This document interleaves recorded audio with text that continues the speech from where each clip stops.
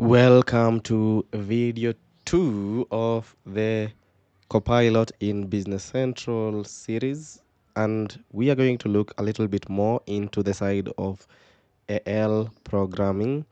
And we'd like to start maybe with enabling Copilot. But before we even go to Copilot, how has it been? Because there's a lot of information about artificial intelligence and how it is going to change the world, about vibe coding. If a vibe coder will definitely have zero understanding of what the code base is doing, but it's a programmer who is able to develop an application end to end, or an advanced application without even understanding a single line of code. um, how has it been? How do you feel? Do you feel the pressure to overstudy, or you feel like okay, your role, whatever you're doing, is not going to be relevant? So this video is not answering any of that yet, but we are going to look at GitHub Copilot. It's been there, and of course, if about technology, if you'd like to implement a technology, sometimes there is usually a big gap between your current situation and what you use, the tools you use that have been working, and now using a new tool that maybe is in preview mode and you can't really get the best out of it. Hii ni Tech na Msangi ya jishinde.com. So you simply enable a free Copilot, and from the extension management window, there is GitHub Copilot. This is an extension, and it will be showing you a AI pair programmer. Then, so the GitHub Copilot, and see, it helps you write code faster, smarter, and it adapts to your unique needs, allowing you to select the best model for your project. And definitely, when you look at GitHub Copilot, the inline editing, the first time I enabled it, I didn't like it because it's looking at your code base and trying to improve suggestions and give you a suggestion of what it could be. For example, if I create a new file, GitHub Copilot.al, and I can just use, and of course, a blank AL file, or assuming that we are not even we are not using even a snippet here. We're just saying like generate code, or select a language, start typing or dismissing. For example, this earlier way was the first versions of Copilot. This Copilot edit was about you write a comment, generate a table that will be used to store okay, information about real estate property or something. So basically, when you click this with the enter, Copilot now will be able to suggest as you continue typing. I think this is supposed to be working. Okay, it has not detected the language because you see whatever is saying here, it's create table, real estate properties, ID, and all that. So it's trying to predict, but this is wrong. It has not detected the language. But if I use the same with this control I, from my perspective, this is the Copilot that I didn't love using from the comments, because why should I write a comment so that it generates the code for me? But when you use control I, because now we are having the ask or edit in context, like from the inline side, because we'll go to Copilot chart, but you can clearly see what it's doing. It's going all in and definitely selecting a model that I would like to use. So if I say generate a table that will be used to store information, then it gives me this table with all this information. It has looked at my context, look at the language that I'm using, which is AL programming, and given me this particular table. So before we even go deeper with this auto generate and all that, let's just take a step back and look at what do you need to be able to run Copilot. So when you go to github.com/pricing, you can be able to see the breakdown of what you get when you use the free version of Copilot the team version, and the enterprise version. So the free version has got all these free features. You have unlimited public or private repositories and all these information. You can go there and do even a comparison from code management to code workflow, what you get from collaboration, from the code security, what you're able to get from GitHub by the when you just have a GitHub account that is the free, or when you have when you have a subscription. But of course, when you look at the subscription, $4 per user per month, is it valuable? I think that's the other question that you're asking. So why should I even have a subscription for me to be able to use the GitHub Copilot chat with more and more with better extensibility? Okay, so this is something that you can explore, but I'd really say it's a no-brainer to enable the GitHub Copilot chat, especially as an AL developer.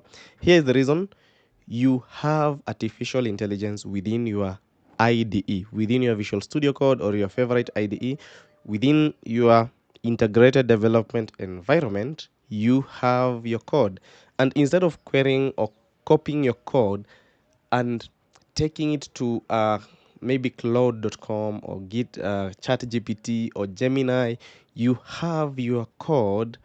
You have your Copilot within your Visual Studio Code. So it has got the other beauty is it has the context of your environment. It has information of your workspace, and it is using you whatever code base, like it already understands what you're doing, the application you're building, and it is using that to give you better answers. So even if you look at if you have to copy the whole application and upload it in ChatGPT, it will just crash, or you're giving it too much information that it doesn't need, and then it will hallucinate because of too much information. But if you give it even less information, then it doesn't give you the best.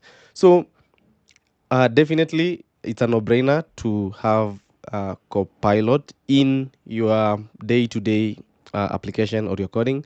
So once you enable Copilot, let's stick to the editing once you enable Copilot, of course, GitHub Copilot, you get even the Copilot chat. Okay, so Copilot edits, the inline editing definitely gives you a better context. And what is the best way for okay, I'm using GPT-4 one, and let me change it to, okay, let me still stick to this.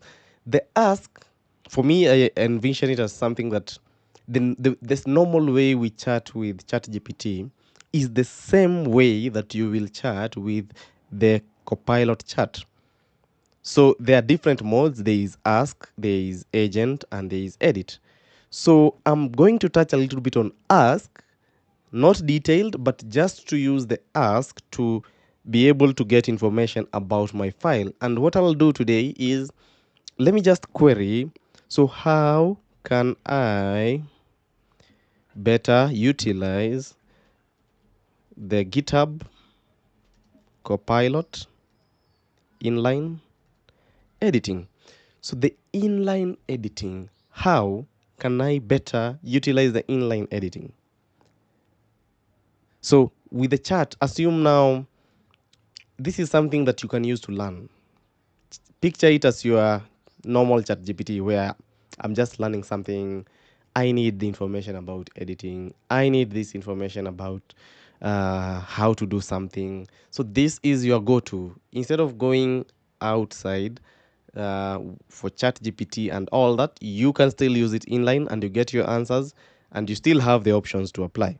So to better utilize the inline editing, you use the inline chat editor command, trigger inline suggestions manually with the toggle inline suggestion with the alt backslash. You can accept inline suggestions, you can jump to the next line, you can escape. When you escape, you accept it, or when you hold control, and I think when you use the cursor, you can accept a chunk of the file, and maybe you can control if copilot commands are used and all that.